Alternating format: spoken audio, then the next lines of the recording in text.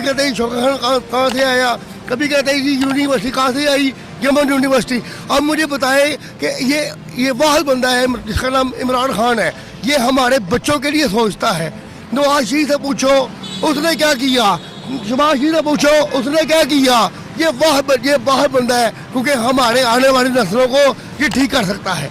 और मैं ये कहूँगा कि ये बाई बैठ के अपने घर मरियम आ गई है, सर्जरी करा के आई है, वो नजर नहीं आता लोगों को, आता है वो नजर नहीं आता।